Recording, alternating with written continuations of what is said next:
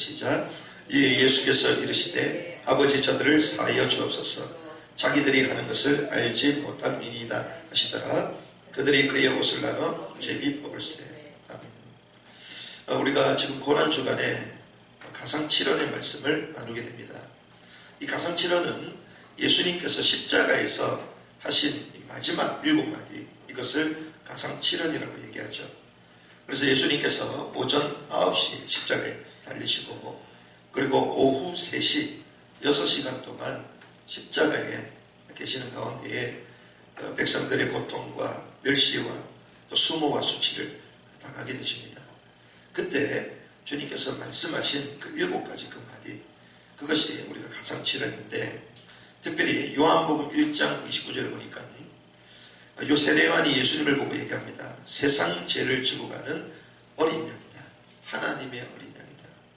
구약의 죄 문제를 해결받기 위해서 어린 양 짐승을 잡아 죽였던 것처럼 인류의 모든 죄 문제를 단번에 해결하시기 위하여 구약의 그 수많은 제사를 이제는 완전 폐하시기 위하여 완전한 산 제물이 되셔서, 그리고 우리 모든 죄 문제를 해결하기 위하여 하나님의 어린 양으로 올라가신다.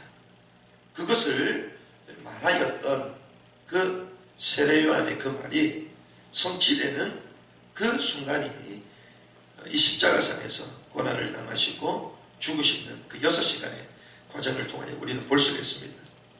그래서 특별히 오전 9시부터 오후 3시까지 이것이 옛날의 구약의 짐승을 잡는 시간들이었습니다. 그런데 대부분 정오 12시 정도가 되면 짐승이 다 죽게 되는데, 조금 끈질긴 짐승들은 더 오래까지 갈 수도 있겠죠. 근데 예수님도 빨리 운명하셔도 되는데 그렇지 않다는 거죠.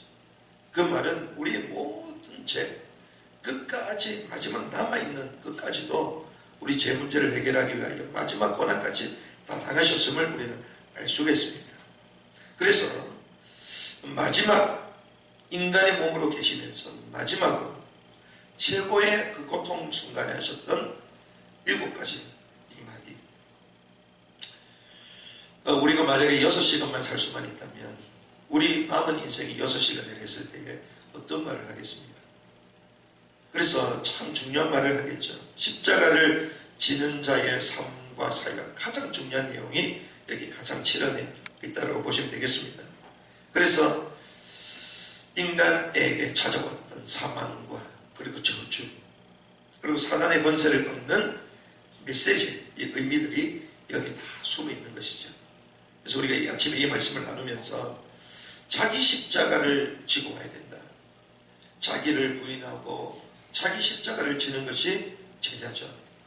특별히 이 시대의 전도자로 부름받은 여러분들이 붙잡아야 될 언약, 가상칠언을 통하여 확인하는 시간 되기를 주님으로 축복합니다.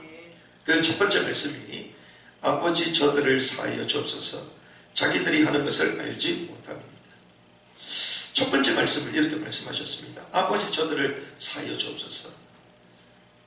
저들이 자기 하는 것을 알지 못합니다. 용서죠, 용서. 그래서 우리가 십자가가 이끄는 삶이라는 제목으로 7번의 말씀을 나눌 것인데, 오늘은 첫 번째 용서입니다. 용서에 대해서 주님 첫 번째로 말씀하셨습니다. 왜 용서에 대해서 얘기하셨습니까? 그 첫 번째는 용서받을 수 없는 죄인이기 때문에 용서의 기도를 하셨다는 거예요. 우리가 누구든지 어떤 사람이 문제를 해결해주고 용서를 해줄 수만 있다면 굳이 예수님께서 용서해 줄 필요가 없는 것입니다. 그런데 용서받을 수 없는 죄인이기 때문에 예수님께서 용서해달라고 기도하시는 거예요. 용서받지 못하는 사람은 어떤 사람입니까? 자신이 죄임을 알지 못하는 사람들은 용서받을 수 없습니다. 자기가 죄인지를 모르기 때문에, 자기가 죄인임을 전혀 인식할 수 없기 때문에 용서 자체를 받을 수가 없는 거죠. 이것보다 아이러니한 게 어디 있습니까? 여기 보면 예수님을 팔아넘긴 유대인 백성들이 있습니다. 가룟 유다가 어땠습니까? 예수님을 팔아 죽였잖아요. 그리고 재판을 회부해 시켰던 사형을 요구했던 종교 지도자들, 우리가 어제 패션 오브 크라이스트를 통하여 전체를 다 봤습니다. 서기관들, 제사장들 예수님을 막 죽이잖아요. 신성모독이라고. 그런데 그 당시에는 속국이었기 때문에 함부로 사람을 죽일 수 없잖아요. 재판권이 어디 있습니까? 로마에 있잖아요. 그래서 빌라도에게 전달하는 거죠. 그래서 사형을 결정했던 권세자들이 있습니다. 종교 지도자들이 있죠. 그리고 이 사형을 결정하고 집행하는 또 군인들의 모습이 나옵니다. 여기 보면 채찍질을 하고 그렇게 하잖아요. 처음에는 매질을 하는데 매질을 몇 번 합니까? 39번. 왜 유대인들은 40번을 때리면 사람이 죽을 수도 있기 때문에 한 대 감한 매를, 그래서 바울도 그 매를 3번 맞았다고 얘기하죠. 그런 매를 맞았습니다. 계속 때리니까 그 살이 부풀 흐르고 터져나가잖아요. 근데 그것도 안 돼서 어떻게 합니까? 거기 채찍, 그 쇠 갈고리가 있는 그걸 던져서 뜯어나올 때 살점이 묻어서 뜯어나오잖아요. 우리가 양을 잡을 때에, 짐승을 잡을 때에 그 모습과 똑같은 겁니다. 살을 벗겨내는 것입니다. 그리고 거기에 선동된 그 수많은 군중들이 있잖아요. 군중들은 어떻습니까? 여론 따라가는 사람이거든요. 종려주일 때에 이 감람산에 만왕의 왕으로 오신, 나귀를 타고 오신 그 예수님을 향하여 환호했던 그 사람들이 이제는 돌변했습니다. 죽여야 된다고 말하고 있습니다. 어찌 이럴 수가 있습니까? 그런 사람을 볼 때 우리는 어떻게 하겠습니까? 분노가 올라오지 않겠습니까? 이 배신감 느끼지 않겠습니까? 그런데 예수님께서는 그들을 향하여 저들의 죄를 알지 못하기 때문에 용서해달라, 그렇게 기도를 하고 있는 모습을 볼 수 있습니다. 용서는 뉘우침을 전제로 하는 것이죠. 뉘우쳐져야지 용서를 할 수 있는 것입니다. 그런데 이들은 뉘우칠 수 없는, 용서받을 수 없는 죄임을 모르기 때문에 얼마나 안타깝습니까? 조금이라도 뉘우치면 좋을 텐데 뉘우침 자체가 없는 그런 인생이라는 것입니다. 그런 죄인이라는 것입니다. 그래서 주님은 그들을 위해 용서의 기도를 하셨죠. 저들은 죄에 대해서 알지 못했기 때문에, 죄에 대한 뉘우침 자체가 없었기 때문에. 어떤 죄였습니까? 하나님은 인간을 창조하실 때 말씀으로 사람을 창조하셨잖아요. 태초에 말씀이 계셨다. 이 말씀으로 모든 것을 창조하시고 마지막 날에 사람을 하나님 형상대로 창조하셨습니다. 그래서 이 인간을 창조하시고 나서 말씀을 지키는 존재로 그들을 이르게 하셨죠. 창세기 2장 17절에 보니까 선악을 알게 하는 나무를 먹지 말라. 하나님의 말씀, 하나님은 말씀이요 인격이기 때문에 이 말씀을 순종하는 자로, 그 표식으로 하나님은 선악과를 두신 거예요. 이 말씀을 순종하느냐 순종하지 않느냐. 그런데 인간은 어떻게 합니까? 그 하나님과의 그 계약을 깨버려요. 그게 창세기 3장 1절에서 5절이죠. 하나님처럼 되고자 하는 마음. 그 하나님처럼 되고자 하는 그 마음에 하나님의 말씀의 언약을 깨버립니다. 그걸 우리는 뭐라고? 이게 죄라는 것입니다. 그런데 이 죄를 모른다는 거예요. 하나님의 말씀을 거부하고 스스로 하나님 되고자 했던 그 죄의 실체, 근원을 모르는 것입니다. 그런 이 죄에 대해서 뉘우치지도 않는 거죠. 이렇게 되니까 어떻게 됩니까? 하나님을 떠난 인생, 방황하잖아요. 방황하면서도 방황하는 줄도 모릅니다. 불순종하여 죄인이 되어 사망 가운데 걸렸습니다. 죄의 삭은 사망. 사망 속으로 가는 그 인생이 된 줄도 모릅니다. 사단에게 정확했죠. 공중 권세 잡은 자에게 잡혀다녔다. 그래서 죽이고 사망 가운데 가고 사람을 죽이고 사려가고 그런 인생이 된 사실을 저들은 모르는 것입니다. 그러니 이 하나의 현상, 이 예수님을 보고야 서로 죽이겠다. 스스로 죄인임도 알지 못하고 뭐가 죄인지도 모르는 인생. 그러니 이 사람은 뉘우쳐야지 뭔가 구원도 받고 해결도 받을 것인데 전혀 가능성이 없는 것입니다. 무지한 인생이 됐죠. 영적으로 완전 무지한 인생. 육신으로는 너무나도 밝은데 영적인 것은 전혀 모르는, 하나님의 말씀의 그 깊은 부분을 전혀 모르는 이런 무지한 인생. 이 인생을 두고 하나님은 용서의 기도를 하셨습니다. 내가 용서해 주겠다 이것도 아니었어요. 용서의 기도를 하셨어요. 고린도전서 2장 8절 이렇게 갑니다. 이 지혜는 이 세대의 통치자들이 한 사람도 알지 못하였느니 만약 알았더라면 영광의 주를 십자가에 못 박지 아니하였으리라. 이게 없어 전혀 몰랐다는 거죠. 뭐가 죄인지도 모르고 죄의 실체가 어디서부터 시작됐는지도 전혀 모르고, 그러면서 육신적으로는 너무나도 밝은데 이 영적인 사실을 전혀 몰랐다는 것입니다. 그러니 이런 사람을 향하여 뭔가 잘못을 했으면 무엇이 잘못이다 이래야지 뉘우치기라 그럴 거 아닙니까? 이게 정상적인 인간이거든요. 근데 그것 자체도 모르는 거예요. 얼마나 속이 터지겠습니까? 아이들이 잘못을 하면 이게 잘못됐다 스스로 깨닫도록 그것 자체를 몰라요. 정상인을 할 수 있습니까? 정상인이 아니죠. 하나님을 떠난 인간은 죄에 대해서 무감각하고 망각한 비정상이 된 겁니다. 그 모질하고 비정상이 된 그 인간을 향하여 저들이 무슨 일을 하는지도 모르는 저들을 향하여 용서의 기도를 하신 것이죠. 용서받을 수 없는 절대적인 존재이기 때문에 용서의 기도를 하셨습니다. 두 번째는요, 이런 자들에게 하나님은 처음부터 용서의 복음을 주신 것입니다. 하나님을 떠났습니다. 하나님이 없다. 하나님처럼 될 수 있다. 하나님의 말씀을 거부하고 파괴시켰죠.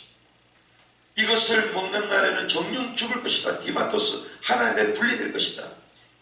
그 언약을 그냥 자기 육신, 눈에 보이는 것, 죄롭게 탐스러운 이 감정에 반응해서 그냥 깨버렸습니다. 정령 죽을 것이다. 주님 말씀하셨죠. 근데 하나님은 아담아, 아담아, 네가 어디 있느냐? 내게 벗었음을 구한 사람이 누구냐? 하나님은 처음부터 우리에게 찾아오신 것입니다. 그래서 뭐라고 말씀하십니까? 여인의 후손이 뱀의 머리를 삼아낼 것이다. 처음부터 하나님은 용서의 복음을 주신 것이죠. 그의 결과로, 하나님을 떠난 결과로 원망하고 싸우고 시기하고 나중에는 그 아담과 하와가 낳은 그 첫 번째 아들 가인, 여인의 후손이 우리의 아이 씨를 통하여 진짜 이 땅에 오실 수 있겠구나, 그 메시아에 대한 기대를 가지고 낳은 그 아이 가인이 자기 동생 아벨을 쳐 죽이잖아요. 근데 가인에게 주님 뭐라고 말씀하십니까? 네가 죽음 때문에 두려워하느냐? 걱정하지 마라. 죽음을 면하는 표를 주겠다. 처음부터 하나님은 계속 용서의 복음을 주십니다. 네피림 가운데 하나님의 아들들이 사람의 딸들을 사랑하고 육신주의, 쾌락주의, 눈에 보이는 걸 위해 달려가는 이 인생에게 주님 뭐라고 말씀하십니까? 방주를 만들어라. 방주 안으로 들어가라. 처음부터 하나님은 죄의 결과로 죽을 수밖에 없는 우리 인생을 향하여 진노를 퍼부는 게 아니라 처음부터 복음, 용서의 복음을 주신 것입니다. 우상 숭배로 만약하여 대제국을 쌓고 있는 그때에 갈대아 굴에 있었던 그 우상 만들고 있는 그 공장에 하나님은 아브라함에 찾아가셨습니다. 영광의 하나님이 그에게 나타나셨습니다. 뭐라고 말씀? 내가 내게 지시할 땅으로 가라. 처음부터 용서의 복음, 죄와 저주와 우상의 진노를 당하는 그 인생들을 향하여 처음부터 용서의 복음을 주신 것이죠. 그러면 왜 이 용서의 복음을 주시냐 이 말입니다. 왜 자기를 향하여 조롱하고 모욕하고 그리고 오히려 하나님이신 그분을 죽이는 그들을 향하여 하나님은 왜 용서하죠? 이유는 딱 한 가지입니다. 백성들이기 때문에.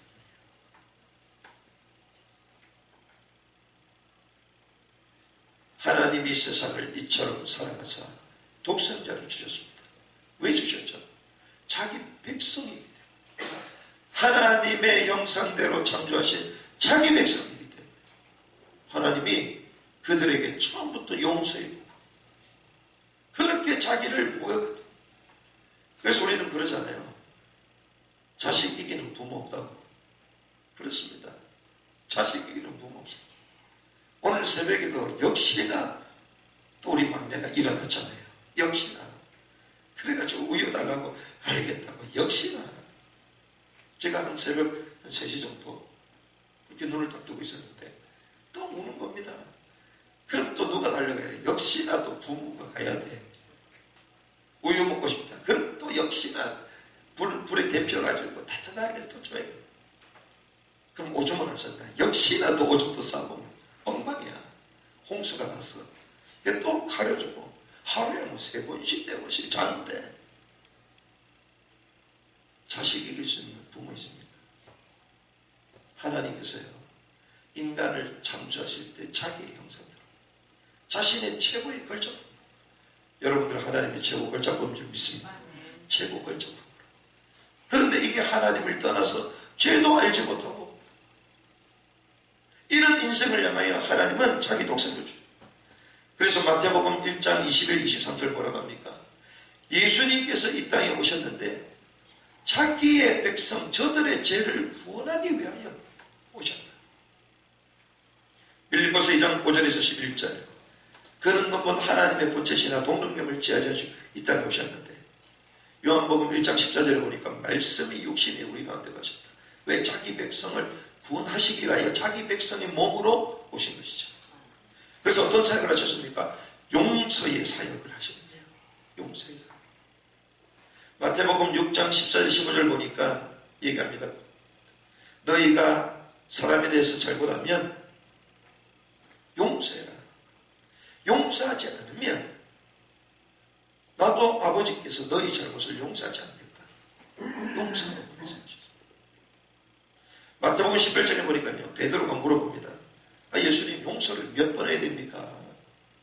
7번이면 족합니까? 그렇게 얘기 안 하시죠. 7번이냐? 아니다. 7번을 70번씩이라도 해야 될 것이다. 그럼 몇 번입니까? 490번이요. 그럼 490번까지만 할 그 말이 아니잖아요. 7, 그 완전수. 완전풀 곱하기 10입니다. 완전한 용서를 해라. 그렇지 않으면 안 된다. 그래서 뭐라고 말해요? 원수를 사랑하라. 어떻게 원수를 사랑할 수 있습니까? 근데 원수를 사랑해요. 형제를 하라고 얘기합니다. 예배 드리기 전에, 예물을 드리기 전에 그것을 가져다 놓고 형제하고 먼저 용서하고 화해하고 예배 드리러 와라. 왜 그렇습니까? 이유가 있습니다. 그게 3번째입니다. 사단이 할 수 없는 것이 용서입니다. 사단이 다른 건 다 할 수 있습니다. 못하는 게 뭔지 아십니까? 용서를 못해요. 사단은 절대로 용서 안 합니다. 안 하는 게 아니라 못해요. 용서 자체가 없는 게 사단이요. 용서가 없는 것이 어디입니까? 지옥이잖아요. 사단만 있는 것입니다. 사단의 그 졸개들과 그 사단에게 사로잡혀 그 따라갔던 제자들이 있는 곳이 거기요.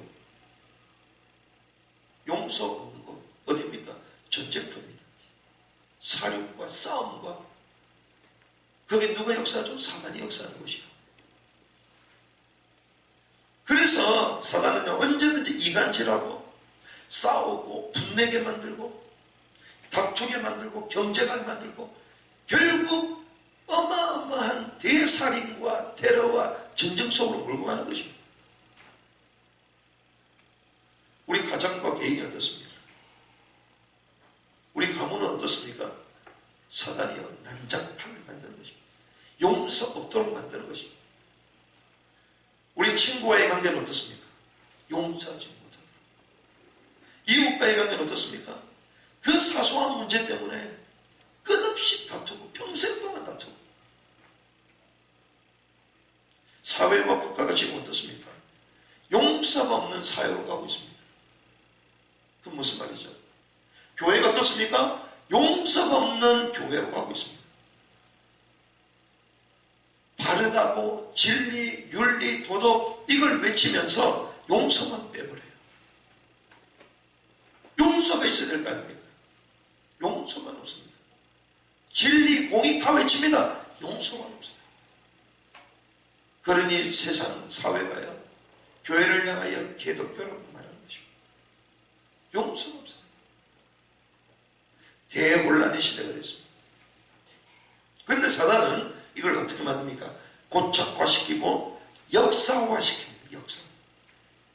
그래서 지금 우리나라의 5천년의 역사 가운데에 이런 역사, 상처 이걸 계속 기록에 남기잖아요. 그 옛날의 것을 옹고지신이라고 그러는데 옛것을 배워서 우리가 새로운 걸 만들어내야 되잖아요. 새로운 건 전혀 없습니다. 계속 과거로 회귀운동. 그 상처를 계속 끄집어냅니다. 언제까지? 죽을 때까지. 끝없이 드러냅니다. 상처 잊지 마. 계속 기억해. 지금 사회가 이렇게 가고 있습니다. 끊임없이 피해자로 남아있도록 만들어. 아벨을 누가 죽였습니까? 가인이 죽였잖아요. 근데 가인이 뭐라고 합니까? 나는 피해자다. 왜? 하나님이 왜 내 제사를 받지 않냐? 이렇게. 아담과 하와 하나님을 떠났잖아요. 언약을 잃었잖아요. 누가 그러고? 하나님이 내게 주신 저 여자가, 하나님이 만드신 저 뱀이 나는 피해자라는 것입니다. 전부 다 피해자라는 것입니다. 사단이 지배하는 사회는 그렇습니다. 사단이 지배하는 개인은 그렇습니다. 사단이 지배하는 교회와 가정은 그렇다니까요. 끊임없이 원망하고 핑계대게 책임 전가하게 만들고 상처 가운데 묶이게 만드는 것입니다. 그래서 나는 정당한 사람이다. 나는 이런 대접을 받아야 되고 나는 이렇게 말할 수 있어야 되고 말할 수 있는 사람이고 사단이 그렇게 만드는 것입니다. 그렇게 되면 어떤 현상이 있는 줄 아십니까? 절대로 회개의 기회가 없다는 것입니다. 이게 사단의 전략입니다. 그런 사람 절대로 회개의 기회가 없어요. 왜? 나는 정당한 사람이거든요. 저희 부친께서 살아계실 때에 늘 했던 말씀이 있습니다. 나는 죄가 없다.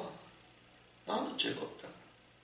이게 악한 마음을 가지고 말하시는 게 아니라 자기도 자기 삶을 돌아보면 늘 피해자였거든요.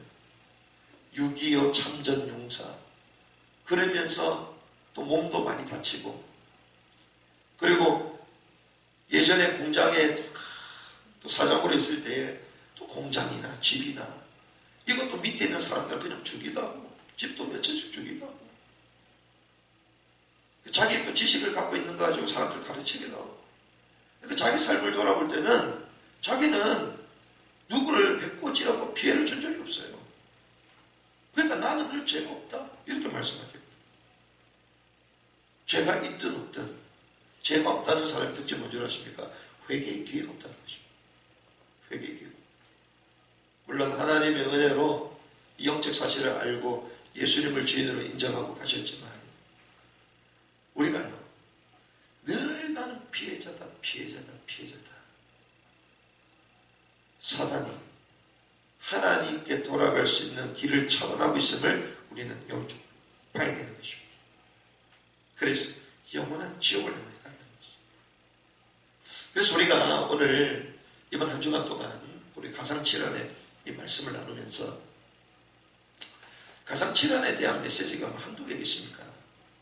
예수님이 십자가에 달리시 2000년이 지났는데 2000년 동안 이 가상칠환의 메시지와 설교는 계속 있었습니다.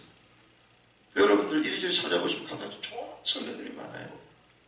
그래서 제가 기도하는 가운데에 우리에게 그런 좋은 설교가 필요하냐 지금 그렇지 않을 것이다. 제가 설교를 잘하는 것도 제가 말씀 나누잖아요. 저는 설교를 어렵게 하는 은사를 갖고 있다고. 얼마나 그러지 다 못 알아들어. 그래도 감사합니다. 여러분들 교회에 또 앉아 계시고. 그럼 우리가 어떤 메시지를 해야 되냐? 사실은 주님께서 말씀하신 그 말씀은 예나 지금이나 영원토록 영원할 것이다. 이 7가지 메시지는 이 십자가, 이 지구상이 마지막 그 날까지 십자가를 기억해야 되고 십자가의 그 중요한 의미가 여기다 들어있다. 그러면 영적인 중요한 메시지가 숨어있다는 거죠.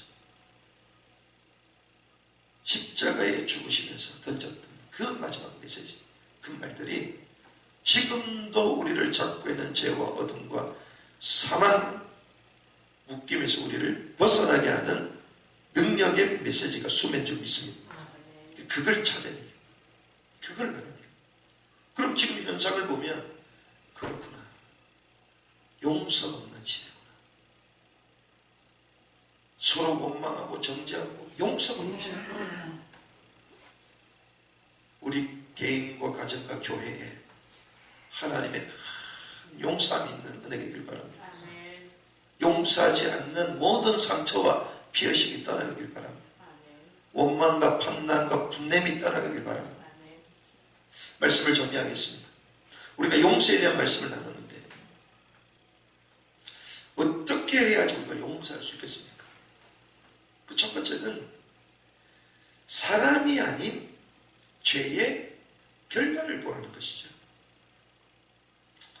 만약에 예수님께서 십자가상에서 그 사람 자체를 봤다면, 그들이 하는 행위 자체를 봤다면 과연 용서가 되겠습니까? 그런데 예수님은 그 행위를 보신 게 아니에요. 뭘 보셨습니까? 그렇게 할 수밖에 없는 죄인된 상태, 하나님 떠나는 그 상태, 사단에게 장악당해 선동당하고 있는, 영적으로 사단에게 올무에 잡혀서 사단의 그 흐름 가운데 끌려가고 있는 그 어리석은 그 백성들을 향하여 하나님 안타까우신 것이죠. 영적인 눈, 영적 실체를 봐야 되는 거죠. 눈에 보이는 모습, 영적 실체를 봐라. 그 무지한 백성들을 볼 때 뭐가 나옵니까? 정죄가 아니요. 그 눈물이 나오는 것이요. 그래서 십자가를 질 수밖에 없는 정당성이 그들의 모습을 통하여 보인 것입니다. 그래, 내가 십자가에 지지 않으면 안 되겠구나. 왜? 모든 인류가 계속 그렇게 갈 거거든. 본인들이 죄를 짓고 있는지도 모르고 메시아를 죽이고 있는지도 모르고 저렇게 살기 때문에 도리어 저들을 해방시키는 십자가의 완성이 필요하다. 십자가의 복음이 저들에게 진짜 필요하구나. 이 영적인 걸 보았다는 거죠. 이걸 못 보면요, 원망, 다툼, 시기, 상처, 원한, 이거 가지고 복수하고요, 세상은 그렇게 갑니다. 근데 왜 저 인생들은 저렇게 사느냐? 영적인 영안이 열리는 시간 되길 바랍니다. 그걸 보면요, 내가 기도해야 되겠구나. 저렇게 살 수밖에 없는 저 상태를 보면서 하나님, 그래서 저에게 십자가가 필요하군요. 이것이 발견되는 거죠. 그리고 결론 두 번째는, 용서는 무엇입니까? 사단을 이기는 유일한 길이라는 것입니다. 왜 사단을 이기는 길이냐? 우리는 하나님과 분리되잖아요. 그리고 사람과도 분리가 되어 있습니다. 사단은 어떤 존재입니까? 이간질하고 해서 분리시키는 존재거든요. 그래서 화평과 화해를 하는 것은 딱 한 가지입니다. 뭡니까? 십자가. 로마서 16장 19절 20절 뭡니까? 선한 데는 지혜롭고 악한 데는 미련하라. 평강의 하나님이 속히 사단을 너희 발 아래 무릎을 꿇게 것이다. 이 은혜가 있길 바랍니다. 사단의 무릎을 꿇기는, 싸우고 원망하는 게 아니라 영적 상태를 보고 실체를 보고 그들을 이해하고 용서를 보고 화해하고, 그래서 하나님과의 화해의 전, 그리고 사람과의 화해의 전을 만드는 것이죠. 그런데 마지막 세 번째, 이것이 우리에게 가능하냐? 과연 가능하냐? 불가능합니다. 우리가 할 수 없다는 거예요. 그래서 어떤 힘이 필요합니까? 하나님이 주시는 힘이 필요합니다. 그래서 예수님도 본인이 하나님에도 불구하고 뭐라 합니까? 저들의 죄를 용서했다 얘기가 아니라 용서하여 주세요. 하나님만이 용서할 수 있는 권한이 있는 것입니다. 예수님께서 십자가에 달리시기 직전 마지막 최종 판결을 받게 되잖아요. 빌라도가 얘기합니다. 나는 너를 풀어줄 수 있는 권한도 있다. 그때 예수님 뭐라고 말씀하시죠? 하늘로부터 나지 않으면 나를 풀어놓을 권한이 없다. 하늘에게 주시지 않으면 그 누구도 할 수 없다. 그렇습니다. 하나님만이 이 권한이 있습니다. 하나님만이 용서. 우리가 한번 용서해야 되겠다. 그 용서가 됩니까? 안 되지 않습니까? 하나님만이 할 수 있는 거죠. 그럼 우리는 어떻게 해야 되겠습니까? 용서하자. 이거 이전에 하나님, 내가 가해자였습니다. 우리는 늘 피해자로 생각하잖아요. 나도 가해자였다. 죄로 말미암아 원망하고 피해를 줄 수밖에 없는 그런 가해자였다. 내가 알지 못하는 그 피해를 받은 사람이 많을 겁니다. 우리는 늘 뭘 가지고 있습니까? 피해의식을 갖고 있기 때문에 용서를 못하잖아요. 용서를 받아야 된다고 생각합니다. 그러니 용서가 안 되는 겁니다. 왜? 나는 늘 피해를 당했기 때문에. 내가 가해자였구나. 하나님, 나를 먼저 용서하옵소서. 이게 우리의 자세가 될 줄 믿습니다. 그리고 하나님이 주신 이 은혜의 힘, 십자가의 힘으로 용서하라가 아닙니다. 용서할 수 없습니다. 어떻게 하죠? 하나님, 이해되게 하옵소서. 이해가 되죠. 어떻게 됩니까? 용납되게 하옵소서. 그때 비로소 우리는 어떤 자가 됩니까? 용서의 화해자가 되는 것입니다. 용서자가 아니라 용서자는 하나님이시다. 십자가가 우리를 이 용서의 길로 우리를 인도하십니다. 하나님의 그 십자가의 길이 우리를 죄에서 죄인된 우리를 용서하게 하셨습니다. 오늘 저와 여러분들이 한 주간 동안 진행되는 특설을 통하여 하나님, 우리에게 잃어버린 것이 무엇입니까? 하나님, 내게 예수님께서 말씀하셨던 그 진정한 용서, 화해가 우리 가운데 임하게 하여 주옵소서. 아멘. 그래서 잃어버린 전도자의 이 중요한 영적 기초들을 세우는 복된 시간 되기를 주님의 이름으로 축복합니다.